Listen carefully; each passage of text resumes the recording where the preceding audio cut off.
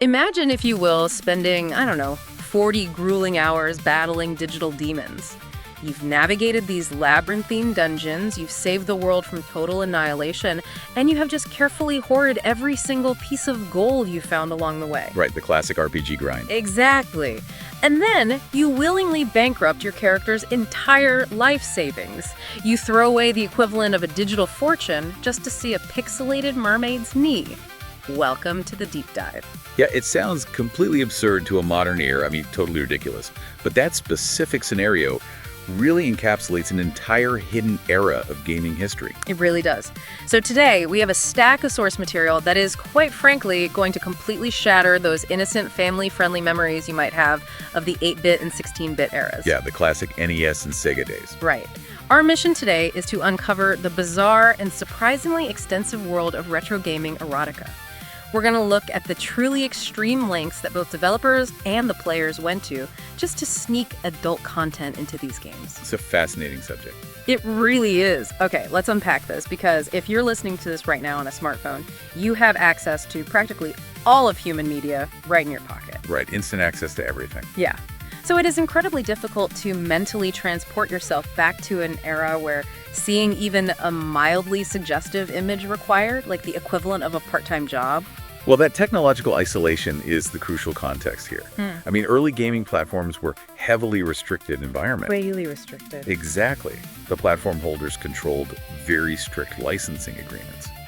So if any adult content was going to exist within this ecosystem of extreme constraint, it had to be, cleverly hidden behind grueling mechanics. Or normalized culturally, right? Right, quietly normalized within certain cultural context, or just pushed entirely onto the black market. And constraint, as we know historically, always breeds ingenuity. Oh, totally. And it bred a frankly staggering amount of effort. So let's look at how developers locked this taboo content behind gameplay that was essentially psychological torture. Oh, it really was torture. Let's start with an officially licensed Japanese game released on the Famicom and later the NES in English, called Abadox. Oh, wow, Abadox. Yeah. That is a perfect case study of the design philosophy from that specific period. The plot itself is just a wild setup. You play as the absolute last surviving infantryman in space. Naturally. Yeah, naturally. And you are fighting this giant parasite that just devours everything in its path. It is this visceral, fleshy, almost H.R. Giger-esque nightmare landscape. Just biological horrors everywhere. Exactly. And this massive parasite has swallowed a rescue ship carrying a character named Princess Maria. So your entire job is to blast your way to the center of this biological maze and save her. Which, sounds like standard video game narrative fare for the time. Right. Until you examine the actual mechanics of the gameplay. Oh man, the mechanics are brutal. We are talking about a top-down and side-scrolling bullet hell shooter where the margin for error is practically zero. It's notoriously punishing. It really was. It actually received highly negative reviews from critics at the time purely because the difficulty curve was so agonizing. We're talking about unpredictable enemy spawn patterns, one-hit deaths. Oh, the worst. And a severe lack of forgiving checkpoints. Players had to rely on pure muscle memory, grinding through the game dozens of times just to reach the final boss. It's just sheer repetition. Yeah, but here's the catch.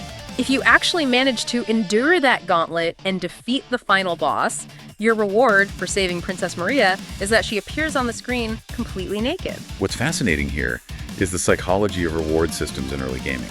It's on full display with a game like Abadox. How so? Well, you have to look at the sheer difficulty not as a flaw in the programming, but as a deliberate gatekeeping mechanism. I see. It's essentially the IKEA effect applied to taboo content. Exactly. Like when you build the furniture yourself, you value it more. So when you suffer through weeks of thumb-blistering, frustrating gameplay, your brain has to artificially inflate the value of that single, low-resolution, pixelated reward.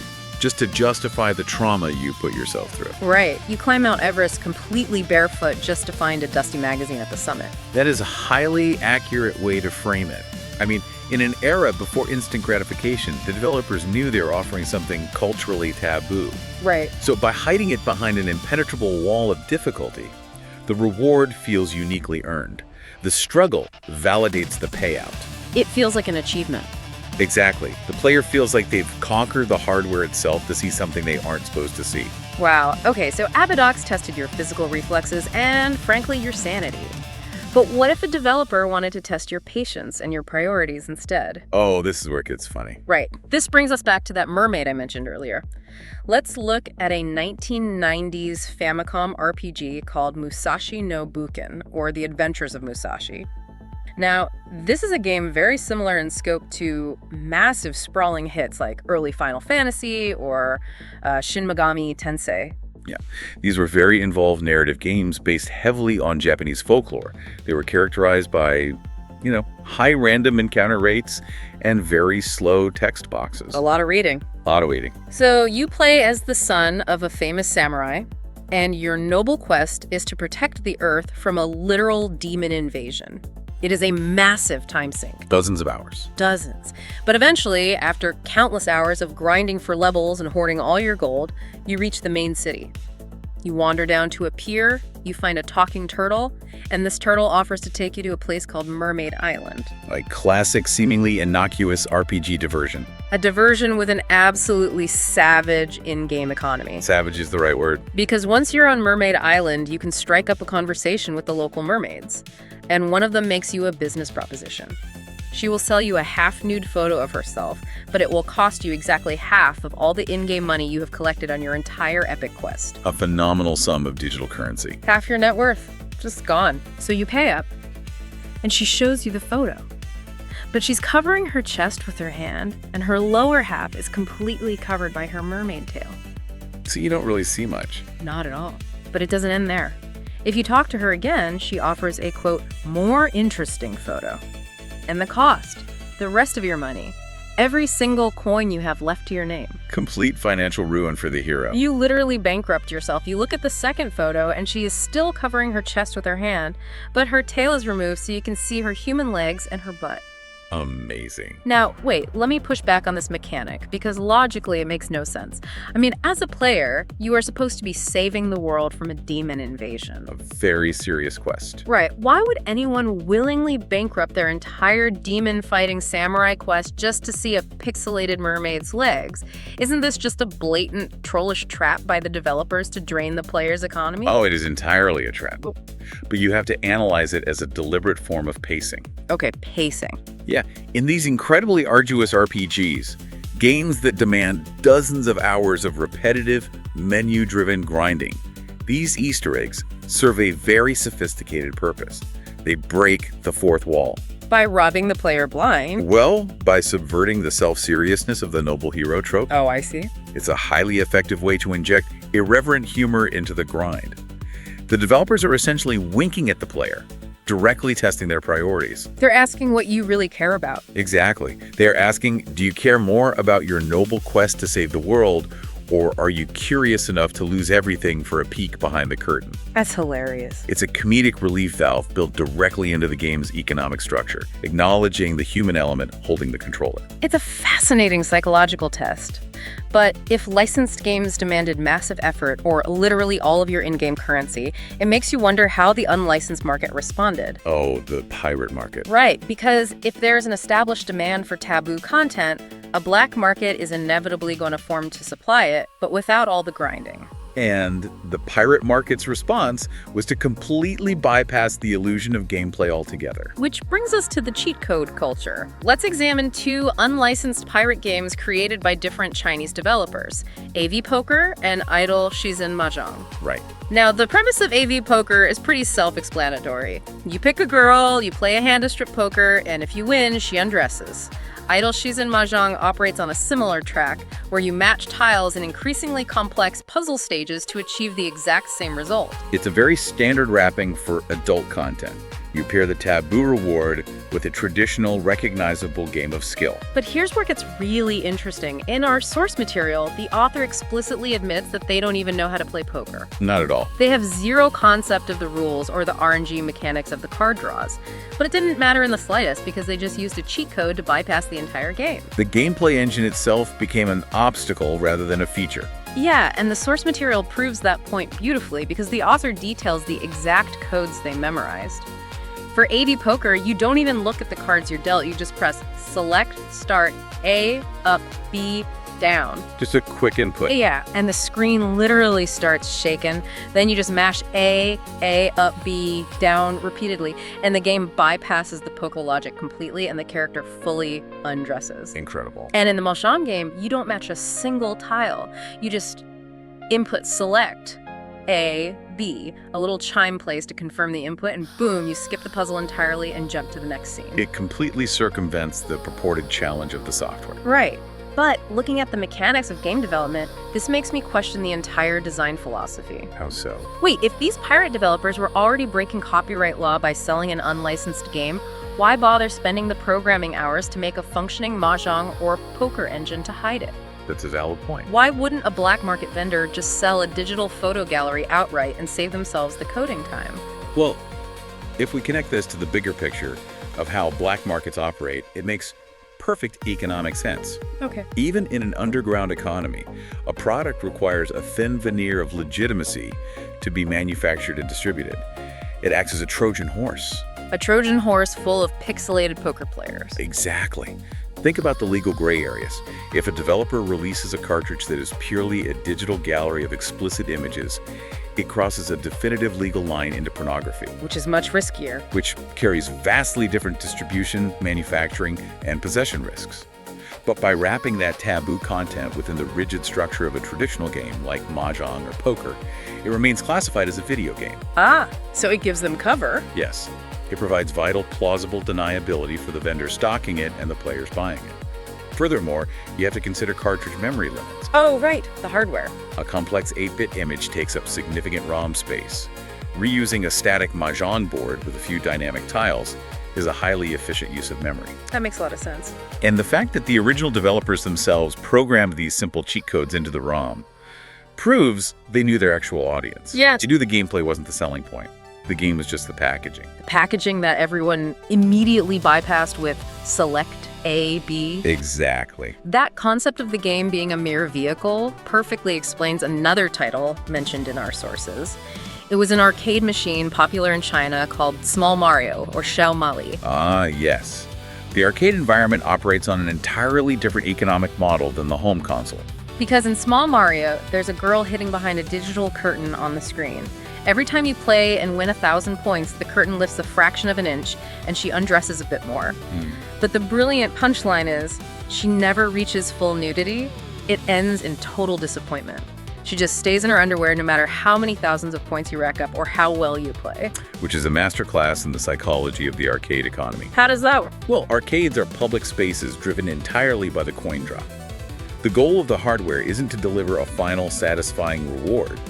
The goal is to leverage the psychology of the near miss to string the player along with the promise of a reward. Just keeping the player feeding quarters into the slot, thinking the payout is just one more game away? Precisely. They maximize their profit margins by tapping into that same taboo desire we saw in the home console market. But because an arcade cabinet sits in a brightly lit public space, they legally and socially cannot cross the line into total obscenity. So they just tease. They tease. They leverage human curiosity to drain the player's wallet one coin at a time without ever actually delivering the scandalous payoff the player assumed they were purchasing. It's an incredibly devious manipulation of sunk cost fallacy. Now, we've talked extensively about literal strip games and explicit goals, but our sources also highlight how these suggestive themes seeped into everyday, completely normal games. Right. And this brings us to the fascinating, wildly inconsistent world of regional censorship. This is where we see a stark contrast in cultural media theory between the East and the West. Because in many cases, explicit or suggestive scenes weren't the main goal of the game at all. They were just casually thrown in as a mundane bonus. That's a little extra. Yeah. For example, in a game called Xerxes, you spend the entire runtime fighting demons and navigating platforming levels. But occasionally, after you beat a boss, a girl, who is visible only from the head and shoulders, casually gets out of a bath to hand your character in-game currency. Just a normal transaction. Right. Or look at a game I actually played as a kid, Eliminator Boat Duel. It's a standard, highly competitive boat racing game. But between the races, the reward screen just casually features detailed, pixelated beauties in bikinis cheering for your victory. In the Japanese market, this was treated as a completely standard, unremarkable inclusion. But when we shift our focus to Sega, we see how those casual inclusions triggered massive localization scrub downs when they crossed international borders. The censorship was intense. Yeah. There is a Sega RPG called Landstalker, where you play as a treasure hunter named Nigel. Now, in the original Japanese release, there is a very specific hidden scene. You can navigate Nigel into your girlfriend's bathroom. She is lying there semi-nude, covering herself. A rather jarring narrative pivot for a fantasy treasure hunting adventure. Right. And the branching dialogue tree gets weirder. You can talk to her, and she will actually invite Nigel to join her. Wow. If you click yes and accept the invitation, the screen fades to black, Nigel loses consciousness, and you wake up later in a completely different room.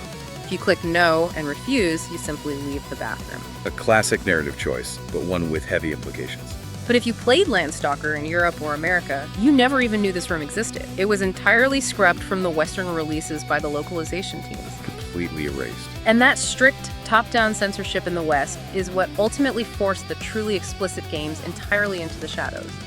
The ultimate example from our sources is a 1991 Japanese game called Divine Ceiling. Ooh.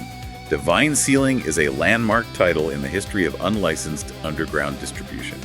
It's a top-down airplane shooter. You fly around, shoot waves of enemies, and when you defeat a level boss, you rescue a girl. And then, the game abruptly rewards you with fully drawn, highly detailed images of inappropriate activities. Highly detailed for the time, yes. Yeah, but because of this content, it absolutely could not get a Sega license. It couldn't be sold in regular retail stores or toy shops. You could only find it in small, private shops or specialized piracy kiosks. It was completely underground. It was the digital console equivalent of buying a sketchy, bootleg VHS tape out of the trunk of a car in a dark alleyway. This raises an important question about why that cultural divide existed regarding video games at the time. Oh, definitely. You have to look at the fundamental clash in media theory. The Japanese market viewed these consoles as an extension of the manga industry, essentially as a canvas for interactive comic books. And manga has everything. Exactly.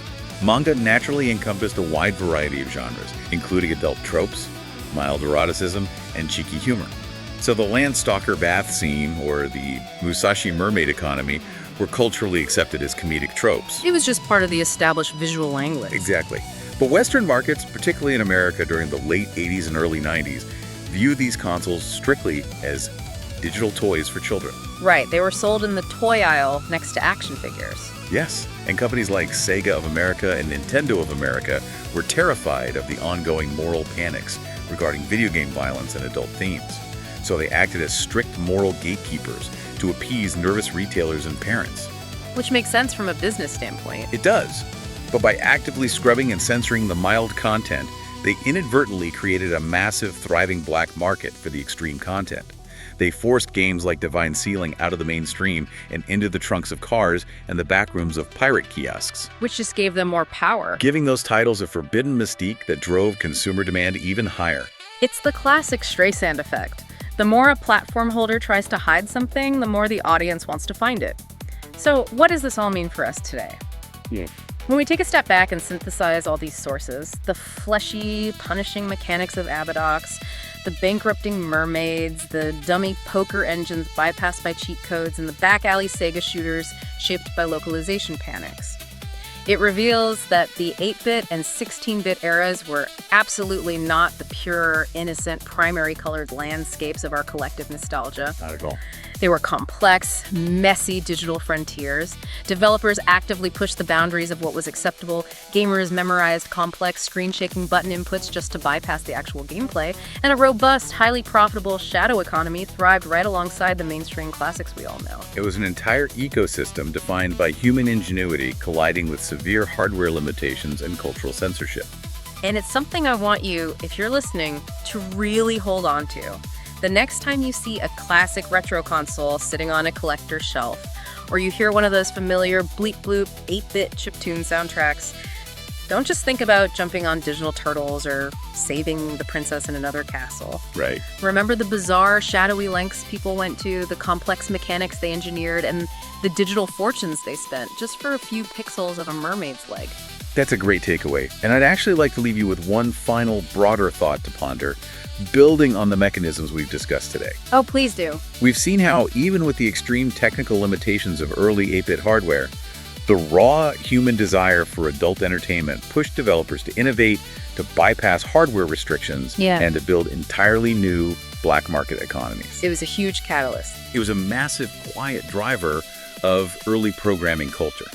So if that underlying drive was strong enough to shape the pixelated underground of the 1980s and 90s, you have to ask yourself, how much of our modern cutting-edge technology, from the foundational rollout of high-speed broadband internet to the mass adoption of virtual reality headsets and even today's rapid advancements in artificial intelligence image generation, was secretly pioneered, funded, or aggressively accelerated by that exact same human drive? Wow, that is quite the question. Because at the end of the day, whether it's a multi-billion-dollar AI neural network or a dusty plastic cartridge you have to blow into just to make it work, it's still just human nature running the code.